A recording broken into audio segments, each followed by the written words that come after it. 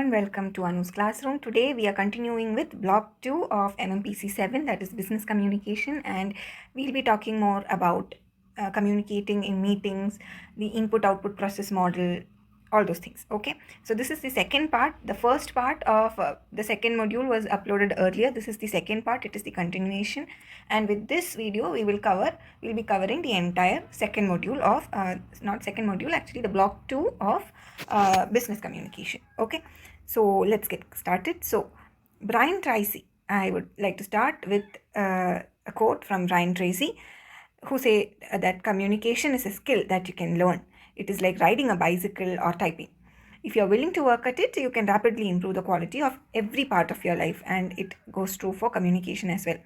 If you had listened to my earlier video, I had shared some tips on how I improved my language skills. Malayalam is my first language, that is my mother tongue, and over that how I learned to, or how I bettered my English language as well as Hindi while I was at school is what I talked in that video. So if you are also struggling with making your English or any other language better, check out that video so that you also might get that helpful. Okay, so continuing with our topic for today, meeting. What is a meeting actually? Communication in meeting. When we are in a business setup or when we are in a professional setup, meeting is something which you cannot avoid. So how do we actually define a meeting? Meeting is a group communication in action around a defined agenda at a set time for an established duration. So when we say that, okay, let's meet, definitely we'll be thinking about what are we going to talk in that meeting? Why are we having that meeting, right? So it has an agenda. When will we be meeting? It has a set time. For how much time will the meeting go on, right? So it has an established duration. Meetings are very important as they help in decision making, and they provide an opportunity to discuss issues of importance and give feedback, brainstorm, check on the status, or put forth new ideas, innovations, all sorts of things, right? And based upon the agenda or the time of the meeting, or the duration of the meeting, the time aspect of it, all these things, or the purpose of the meeting. Meetings are also divided into different types. We have the internal meetings, the project review meeting, we have media briefs, press meets, right? Stand-up meetings, we have town halls. If you are someone who has some sort of a professional background, then you would be familiar with most of these type of meetings, because we involve ourselves in these meetings on a regular basis, right? We have monthly or weekly meetings, stand-up meetings, I said earlier. We have the board of directors meet, and then we have special project meetings which are called for in situ, right? Like for status updates or brainstorming or team building, such things. So what are the objectives of meeting? We said that we'll have an agenda. So why do we go for meetings? Mainly meetings are, when we say meetings, it is not just meeting two people, right? It's not something, then we would have said it as an interpersonal communication, but meetings have more people, right? So why do people meet? To share information, for improving their productivity, resolving communication gaps, addressing some concerns of our employees, forming policies, clearing doubts, addressing staff grievances, obtaining feedbacks, launching products, whatnot, right? We have a lot of objectives for meeting. If you just think about it, you'll get it, right? It's nothing new to us actually. These are all concepts which we already know, but we are just giving it a formal form, or a structure. So, and we are categorizing things. But if you look closely, you will see that all the ideas in business communication are actually intermixed and interrelated. And it helps us in when we are writing exams also, when we think of it in that way. The way I would suggest you approach an business communication paper in your term and exam is to understand the question and write what you know about it, what you know about what is being asked. Doesn't matter from which block it is, or if it is from your own life experience also, it is fine. Just make sure that your language is good, and you write. Okay, so the answer booklet actually has around, I think, 30 or 32 pages, and you get 5 questions to be written for 100 marks, so it is like 20 marks for each question. So a good idea would be like, since there are around 30 pages to 30 or 32, I don't remember exactly, around 30 pages, let us say, and we have 5 questions, maybe you should dedicate 4 to 5 pages per question, because you get 20 marks for a question. And try to divide what you know, Okay, plan your answers in such a way that there be an introduction which talks about what some of the key aspects of the question. Like for example, if you are talking about a meeting, the introductory part could be what you understand about a meeting, what are the different types, the objectives, all such things. And then the body, which should take the maximum space of or the maximum number of pages, where you talk about the actual question. You can give examples, underline the important key points, give a proper gaps. Don't give more than what is required, but number your questions, number your points, underline key aspects, divide them into paragraphs or sections even, and finally have a conclusion for your answer where you summarize whatever you have said so far. Okay, so that would be a good way to approach your answers, especially for business communication, and could get you good marks. Okay, now, preparing for meeting. How do we prepare for a meeting? As we said earlier, we should have an agenda. So you should have a clear aim or a purpose for meeting. You just don't go, come on, let's meet, and then you come up, and then once everybody is in, you guys start discussing on what you need to discuss in this meeting. That would be a waste of time, right? So before going into for a meeting, you should have a clear aim or a purpose. Create an agenda, schedule the meeting, make sure you share the agenda with the people who are invited to the meeting, and if at all any additional information is required, make sure you circulate it and choose an appropriate meeting location and an appropriate time for meeting. Okay, so what are the features? Let us look at some features of a productive meeting and a successful meeting. A productive meeting and a successful meeting. Why are we saying two different things? A productive meeting is a meeting which actually was productive. That is, you got something out of that meeting. Okay, your agenda or your aim or the purpose was achieved. Then you can say it was a productive meeting, or you got ideas. Suppose if it was a brainstorm meeting or a status update meeting, that meeting would be productive if you got what you were looking for in that meeting itself, right? You got a few leads, then it is a productive meeting. And the successful meeting is where you were able to contain the meeting properly, conduct the meeting properly, where everybody was involved. It started on time, and finished on time. There were no side conversations, there were no quarrels. You were able to conduct the meeting smoothly, means it was a successful meeting. Okay, so what are the features of a productive meeting or a successful meeting? A productive meeting should definitely have a leader. It should have a well-defined purpose and agenda. There should be time management. Participants should come prepared. The leader should also be a moderator. There should be a proper structure and a proper agenda and everything. And what about a successful meeting? It should start and end on time. You should know this. You should always keep this in mind, that whenever you are in a meeting, all options, all opinions, everything is valid. You should not belittle anybody's opinions or anybody's ideas for a successful and productive meeting to happen. And make sure you avoid side conversations and don't encourage anything that is unrelated to the agenda. Don't let your meeting go unchecked, and don't let it waver. You should always have focus on your agenda or the actual purpose of why you have met. Avoid commotions and maintain confidentiality. This is something that we all should make sure. Whatever happens in the meeting room stays in the meeting room. When you come out of the meeting room, you should maintain that confidentiality. You should not go on blabbering what all happened to others who were not involved or invited to the meeting. Okay, now the next is the input process output model, or the IPO model. This is a very important topic. Again, it is a good candidate for a question. Okay, so what is the input process output model? So it is a what you can say, it is a structured approach to meetings, okay, to maintain the productivity and usefulness of our meetings. It is a very straightforward approach. It is kind of like a closed loop system, and it helps engagement and creates a clarity and alignments to results.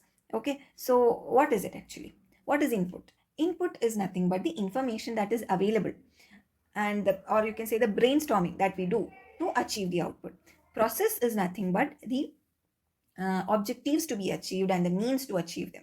And output is the response for making decisions and how they can be implemented to achieve those outcomes. So, in short, you can say input is anything and everything that we identify which would be useful to reach the output. And process is deciding on how we can use these inputs to reach our agenda. And output is whatever is the required agenda. So we start with the output. Like we always have an agenda for a meeting, right? So the output is the agenda, and that is where we start. We have the agenda, so that is what is required is clear to us. Now we will think about how we can achieve that, and when we are thinking on it, we will come to know what are the different inputs we would need for all the different approaches that we could take to achieve the agenda, and then we go and check on how we can get these inputs. Okay, so that is the input process output model. Now, one thing that often happens when a couple of people meet together is conflict.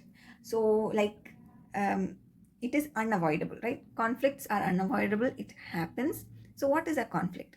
Conflict can be defined as an expressed struggle over a perceived incompatibility of interests, values, beliefs, or goals by interdependent parties. Okay, so whenever there is a difference in opinion and whenever there is an expressed, it may not be just through words, it could even be expressed through body language or non-verbally also, but whenever there is an expressed struggle, then there is a conflict. And conflicts are very common even in meetings. It is not that you call a meeting and people are there, everybody nods their head to whatever you say or someone else says, then that means there is some problem, right? So conflicts will be there, but a good manager or a good leader is the one who can manage those conflicts appropriately and make sure they don't blow out into bigger issues, right?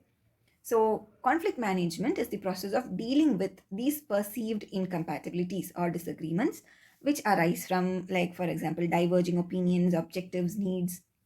What somebody else says may not be acceptable or may not be acceptable for us, or it may not be in line with what we understand, or we might have a different opinion on how we can achieve it much better, in a much better way, right? So all these things would lead to disagreements, and how we deal with these, okay, that is good conflict management, and it is a very important trait for an effective manager. So conflicts also, they are not, when we say there is a this expressed struggle, when there's a conflict, we always think that it would always end in a bad note, right? But it is not the case. If managed properly, we can have positive outcomes and also negative outcomes from conflicts. So what are the positive outcomes? Let us look at that. Because negative outcomes, we can think of all the negative outcomes, right? It can cause bad feelings, it could spoil relationships, it could be destructive, it could waste our time, it could cause delays, it will lower the group cohesiveness, right? We all know what are the bad effects of conflicts. It comes to us naturally because we have always in one way or another come across what are the negative effects of conflicts, right, in personal or professional lives. But what are the positive outcomes, and how can you make, or how can you make, or you can, what you can say, mm, take positive things or make conflicts positive, or extract the positive out of the conflicts. Okay, conflicts help us to better understand the issue and the people. So whenever there is a conflict, you know, dissociate yourself from the situation and think or analyze, try to understand what were the issues, okay, and from how it is playing out, try to understand that person. Okay, so positive outcomes we have to derive, negative outcomes will come anyways, right? They naturally occur, but positive outcomes we need to create, we need to extract, and for that we need a good leader, a good manager, a good moderator, right? So take conflicts as an opportunity to understand the issue and the people. See it or think of it as a motivative factor, okay, that you need to resolve this conflict in a good way, and try to use it to your advantage, that you can take better decisions. I'm not saying you gaslight, but when there is a difference of opinion, there are two opinions on the table, both of them, consider them as valid and think through both of these, evaluate yourself and produce better decisions, and make use of this to by not letting these conflicts blow out, try to pacify both the groups, okay, and uh, utilize this opportunity, turn the tables and make it an opportunity to actually, what you can say, improve the group cohesiveness. It will all depend upon the moderator or the leader or the manager of that meeting to whether extract the positive outcomes or leave it and let the negativity play out. Okay, so it is up to us. And as people who participate in a meeting, we should all know what are the meeting etiquettes. It is nothing new. If you think about it just a little bit, you will get almost all the meeting etiquettes, right? Be on time. We never like anyone, if we go to a meeting, uh, it should be on time, right? Because our time matters too, right? Most often it happens with politicians, right? If there is a function, you invite a politician, you are like, yeah, if the meeting is supposed to start at 11, you know that it might not even start by 2. Why? Because the politician would have a lot of other things to attend to and he might miss the meeting. It is reducing. Good. It's a good change. It is reducing. But this is kind of what happens, right? So we won't like it. It's not everybody's time matters, right? Everybody has a set number of days on earth, and it matters whether you are a politician or someone um, at the lower levels of the society. It doesn't matter. Everybody's time matters. So let's all be on time, speak up, make introductions, have a strong agenda, don't take phone calls, clean up after yourself. That is, don't leave your litter behind while you go, right? Don't leave the water bottles and the used snack wrappers over there, or don't leave your pen and paper behind and let someone else clean up after you. It's not decent, right? Understand the unwritten speaking rules. Try maximum to avoid drinking or eating.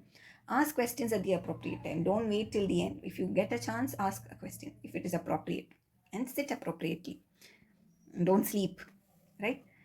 Now let us look at the functional theory of communication. That is how we can take effective decisions in group communications. So, this functional theory is also called the functional theory of group communication. It is a set of statements and beliefs and claims that attempt to explain how and why communication influences group decision making, and how communication should be structured also to make better decisions. Okay, so the initial method for problem solving suggested the reflective thinking is the key to solving a problem. So, what is reflective thinking? Reflective thinking is a set of 5 steps. First is to find the difficulty or the problem, okay, where or what the problem is, and propose possible solutions for the problem, and determine the consequences of these solutions. Okay, and once we have determined the consequences of all the possible proposed solutions, we look at it and we decide whether to accept or reject a particular solution. Okay, so that is the reflective thinking approach. Next, what was suggested was the small group communication. Okay, so small group communication is influenced by the ability of the group members to deal with functional problems, like the task concerns like adaptation or instrumental control, or the socio-emotional concerns like expressions and integration. And what was said is that we should need a balance between this task and socio-emotional concern to make the better decision. Okay, the third type of communication is related to steps to be taken by a vigilant group, okay, to form a decision. So, what were the steps for a vigilant group to take a proper decision? Is that first and foremost, analyze all the possible alternatives or solutions, analyze objectives that are to be achieved, examine all risks and benefits of the alternative, search for all the relevant information, make sure that the processing of information is unbiased, reassess the alternatives concerning both the risks of these alternatives and the benefits that arise out of this, plan implementation of the selected alternatives along with contingency plans. Like, you have decided to go with an alternative, but make sure you have a contingency plan of what you should do if something goes wrong while executing the chosen alternative. So, accordingly, communication, you can say, plays 3 different roles in group communication. First, we have the positive role. Positive role is the group is able to complete the functional requirements successfully. Second is the disruptive role. So let me write it down. Okay, so the positive role, we have positive role. Then we have the disruptive role. When the disruptive role of communication in a group communication is something that creates roadblocks like conflicts. And we also have a counteractive role. So counteractive role, what happens is it nullifies or neutralizes the roadblocks. Okay, so hence, according to the functional theory, we can say that a group should adopt uh, practices such as identifying the type of solution a problem requires, or assess the qualities of an effective solution, come up with a wide range of alternative solution, critically evaluate the alternatives and determine what makes an effective solution, choose the best solution, make it apparent that group members want to make the best decision possible. Sometimes what happens, especially when conflicts and all come up, okay, people start losing their morale, people start start getting this feeling that, oh, I'm never heard, I'm always on the wrong side. There is partiality, that person only listens to the other person because maybe there is some caste bias, all these kinds of biases and perceptions, such things start kicking in, the devil starts to play around. So, as a good manager, what we should do is, from time and again, we should all assert that, see, we are all gathered here, all your opinions are valid, we are all trying to work this out together. Let us all put our brains together in solving this particular problem, right? You should periodically round everyone up and make them all refocus on the agenda. Okay. And as managers, we should identify the potential barriers that we'll have to overcome, identify the resources that are essential to make the decision, all these things. Utilize the solutions to overcome the restrictions that hinder successful completion of basic tasks. Provide proper feedback. What is feedback? Feedback is nothing but the process of transmitting evaluative or corrective information about an action. So nothing new here. It is all the same thing. If you would, you by now you would have actually come to know that, right? It is all the same thing. We're just talking about the same thing in different ways, in different contexts, right? It all plays down to avoiding the barriers, making finding the good or the finding positive in every situation, finding the light, right? What is said in Brahmastra, right? Find the light even in the dark, find the light. That is what is happening. It is a very beautiful line. You guys saw Brahmastra? Very good movie, actually. I really liked it. Saw it from Hotstar. Good movie. I really liked it. A good attempt, actually. Let's come up with such original stories. I don't know whether maybe original might not be the right word, but still it has roots in Indian culture, right? So good attempt. Anyway, this is not a movie review. Let's move ahead. So, glossophobia. What is glossophobia? Fear of speaking in public. Most of us have it, right? We fear public speaking. Not just public speaking, even if it is in front of all our classmates and our friends. If the teacher calls us and asks us to say something, our legs start becoming like noodles. We can't stand. We don't know. We start sweating. Palms sweat. Sweat breaks out from the forehead. I don't know. We have to sit down somewhere. I don't. We start losing our words. Till that time, we might be chattering on.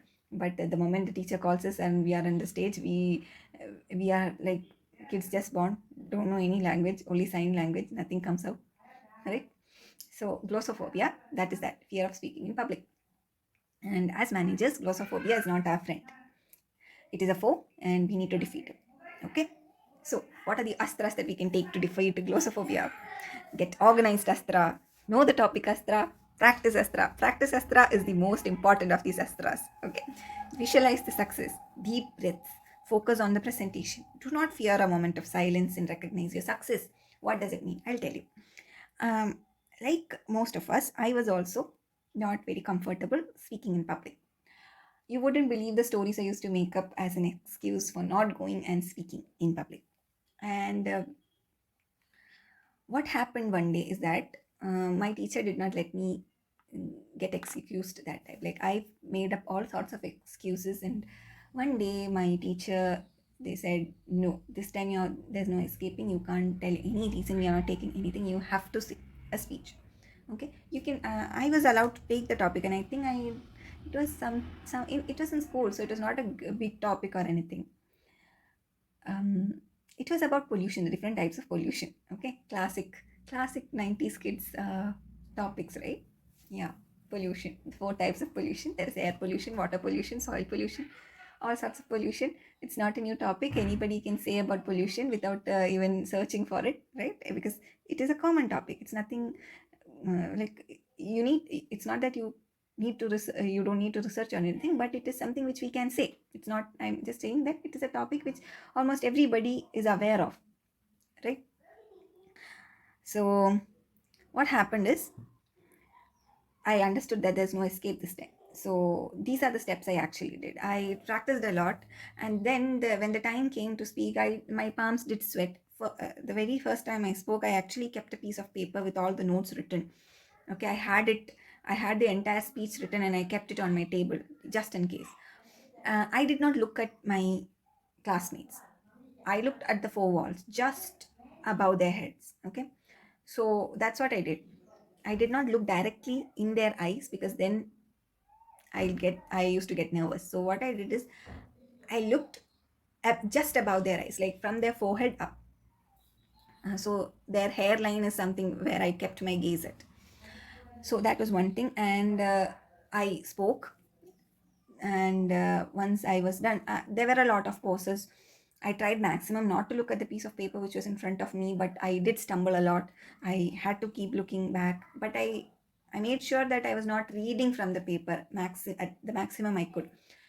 And once that speech was done, when I went back from school, I made sure I had promised myself that if I did the speech without getting myself killed, okay, that is without fainting or dropping dead because of heart attack, I would get myself a small candy or a small treat from my school canteen. That's what I did. So that day after school, before going back, I dropped by the canteen and I bought myself a small treat, and I treated myself.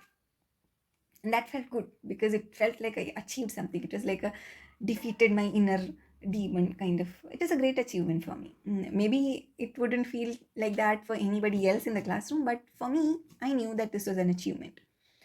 And once that is done, once I cracked this, okay, this kind of technique, then I actually liked speaking in public. Then afterwards, I never used to shy away from a chance that was offered to me. Otherwise, what used to happen is that even if the teacher says, okay, okay, we are having a class assembly this time, maybe you say the pledge. Even then, I used to find other people, and say, you do the pledge instead of me. I don't want to do it. Yeah. Like that. I used to thrust the offers which are coming my way to other people. And after this, I started participating because I understood what are the flaws. I understood how to improve. I understood the areas where I was lacking. And from then, I actively started looking for opportunities to speak in public, be it speech competitions, poem recitations in school. Till that time, I never used to participate in any of these competitions. But since then, since that first major push, I started looking for opportunities, and I started after each such what you can say opportunity, after each such speaking exercise, I used to evaluate myself. I used to compare whether or not I was better than the last time. Definitely, of course, I didn't win any big prizes or anything. Okay, that's not what I'm coming to. But every time I bettered myself, and that's all that mattered to me, and that is how I got the courage to actually make these videos, and that is the reason why I'm here talking to you. If not for that teacher, I might never have had the courage to do this. I might not be here speaking to you. So it is all thanks to the teacher. I always remember the teacher in my prayers every moment. It's all their blessing and all their it's because of them pushing me for that first thing, for that first speech. I'm always grateful. That is the only teacher who, unlike all my other teachers who just moved on to the next kid, that is the only teacher who made sure that I speak. Maybe that is the only teacher, or that is the first teacher that actually saw the talent when I myself was not aware. So thank you, sir, for making me who I am. So I maybe okay. I think I deviated a lot from the topic, right? Maybe you also have such teachers in your life. If you have, comment down below. Okay, tell us about your experience also, and if you want me to speak more on such things, let me know. Okay, so let us come back to our glossophobia here. So like that, if you are also having glossophobia, and if you've identified that you do have glossophobia, try these steps and overcome glossophobia. Okay. Um, so the next important topic in this module, in this block, is about presentations. That is using visual aids in a presentation. So what is presentation actually? Presentation is a way of communicating ideas and information in a group. And it is mainly used to inform or persuade listeners about something. Like, for example, we make PowerPoint presentations. We have a lot of whiteboards and all, a lot of new tech right now to do presentations, right? There are different types of presentations also. Like, for example, based on the purpose of why we are doing the presentation, it could be informative, persuasive, motivational. Based on delivery method, it could be impromptu, extempore, scripted, memorized, all different types of presentations. Now, how do we plan a presentation? When we plan a presentation, you should always keep this star in mind. Okay, who are you doing this presentation for? That is your audience. Where will you be presenting? Will you be presenting it in an open public space, or will you be doing this in a conference room, or maybe through a YouTube channel like me? Where and when will you be doing this presentation?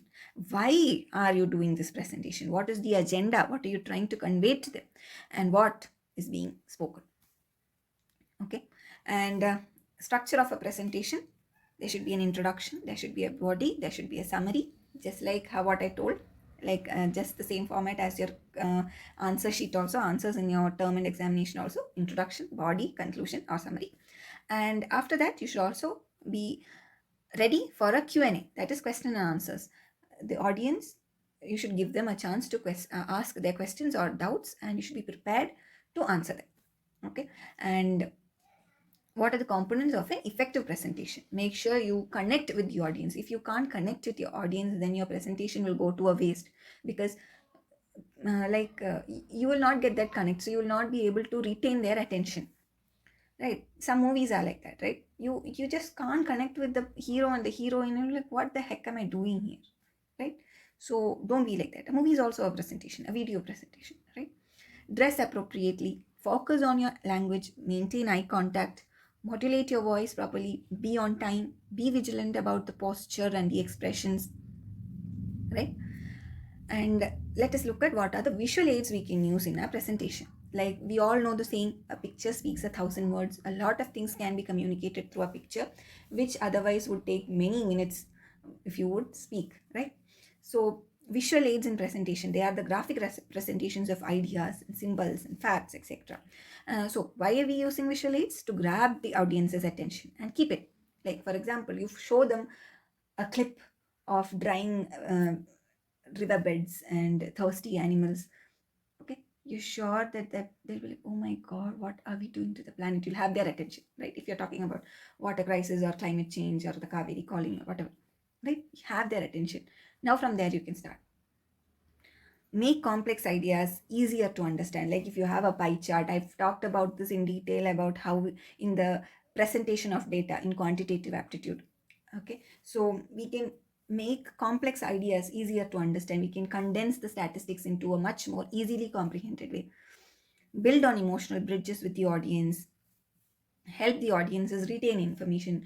Some pictures, some visuals, some voice clips, such things, they stay with us, right? And it keeps our speech on track as well.